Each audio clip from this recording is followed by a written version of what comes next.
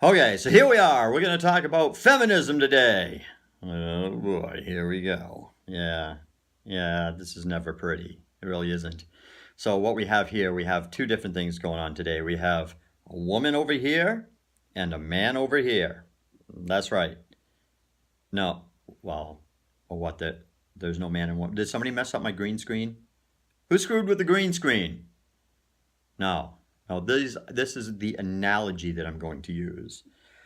Over here in this corner, we have our female. She is the 2017 Rosso Corsa Ferrari 430. Value at about $150,000. Over here, this brute over here is our guy. He is the 2018 Kenworth T680, and the T680, if you were to buy one today, is about $150,000. So, give or take. I don't want any truckers telling me that they can get it different. So anyway, the reason, and as you'll notice, they're both red, because we don't want color being introduced into our argument. We're looking at through this as it doesn't matter, okay? So we have equal value, color is the same. We're going to talk about the different attributes of woman and man that make them distinguishably different. And not different opinion-wise, a different wise, as in they were created different. Now, granted, we're talking Italy and Detroit, I guess, is maybe where they build Kenworths. I'm not sure. Who knows what nowadays. But biologically, there is also a way that we are created, okay, as beings. Now, first off, which one of these is better? Well, let's examine.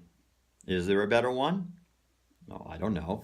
This does 200,000 miles an hour. Yeah, this thing is a rocket ship. No, this does 200 miles an hour. It can drive in and out of parking lots at will. It can go to any party, and chicks dig it. This is a great status symbol. We all know. This can appear in movies. This can do whatever for you. This can really heighten your social status overnight. And besides that, it is fun, and it can get you there in a damn hurry. This, on the other hand, can make you a shit ton of money. This thing right here hauls big loads, makes bazillions of dollars for people.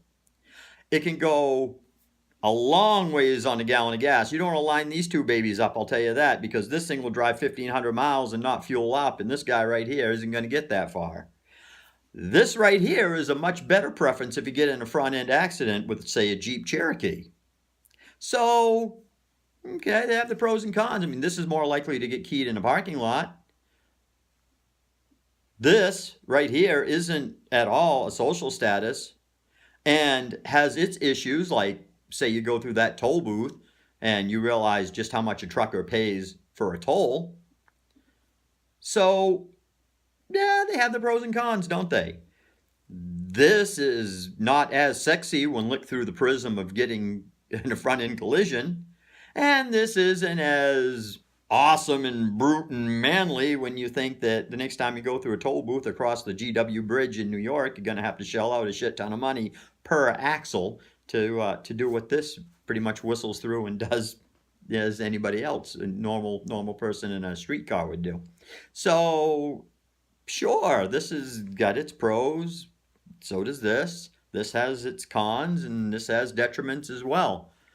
So we've acknowledged that these are dissimilar, yet they both have really cool things, and they both have really bad things.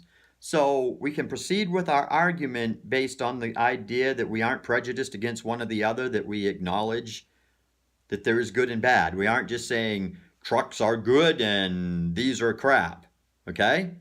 So now we can proceed with the argument where normal feminism will not allow you to take it because they will paint you as being biased towards one or the other. So we've just proved we're not. So now let's look at the limitations of these.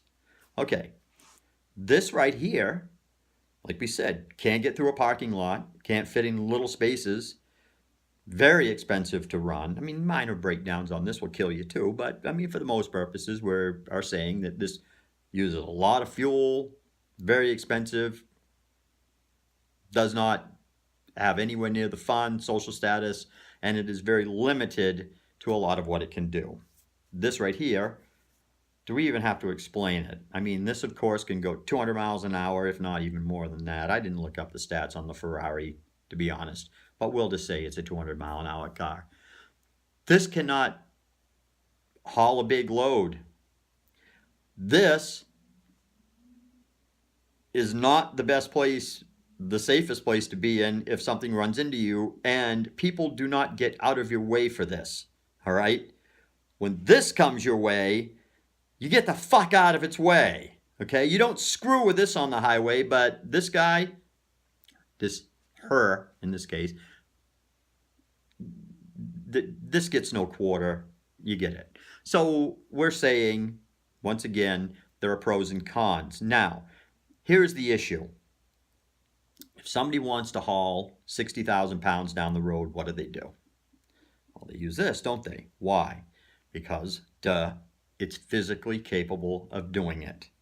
Now, some will argue, sure, this is capable of doing it if you want to take a ton of trips. You can move 60,000 pounds of stuff in a Ferrari, provided it's small enough to fit, which is another argument, into the trunk. But it's going to take you 15,000 trips. So for the sake of argument, we will say that based on its intended purpose and the way that it was manufactured and or born, created, built, genetically, we will say that this has its things that it can do that this does not.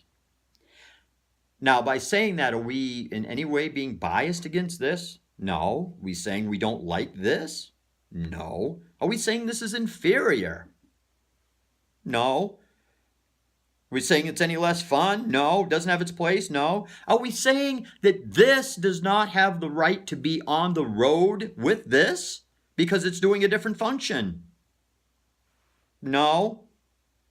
But those are the exact sentiments and the exact ideas that a feminist will tag on you if you do not acknowledge that this Ferrari and this Kenworth are not capable of exactly the same function.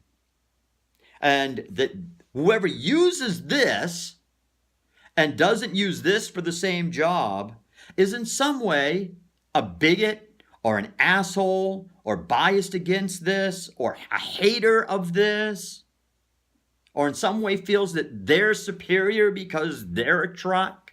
Not at all. It's absolutely absurd. This is the crux of the argument with feminism. This is where it falls on its face. This is where I hate it. This is where it's completely bullshit. And it isn't about...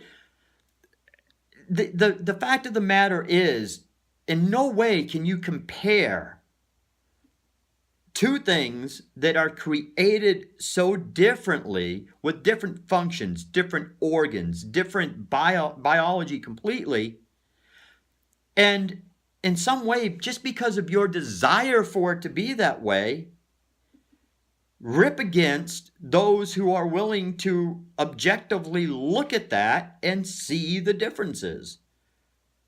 And this is where the problem with feminism is. And a lot of it comes with people who, they are the Ferrari that wants to do this, or they're unhappy that they were born a Ferrari and want to be this, which is where a lot of your gender politic stuff comes from, instead of embracing the coolness of this and saying, well, I'm sexy as hell, I'm fast, everybody likes me, I can use all of this to my advantage, I'm, popular, a lot of fun. No, I want to be the stinky truck with the smoke and all the limitations and the upkeep and all the crap that comes along with it, because I, in some way, feel that this is getting the upper hand on me, that the grass is greener over here, and that in some way, by me not enjoying these perks as well, I can't enjoy the things that I am already. And that's the issue. That's feminism. So instead of, if you're not going to acknowledge me, I'm going to make this to be rotten. I'm going to make this Kenworth is a piece of shit. This Kenworth is no good for XYZ reasons. because I'm not really a Kenworth. I don't know. You decide. And there's a lot of people that are going to take this analogy. And if you're a feminist, look, you cannot argue with these people logically. This is a logical argument, obviously, and you can't do it because what they are going to do is they're going to say, oh, look at this asshole. He's comparing women to cars.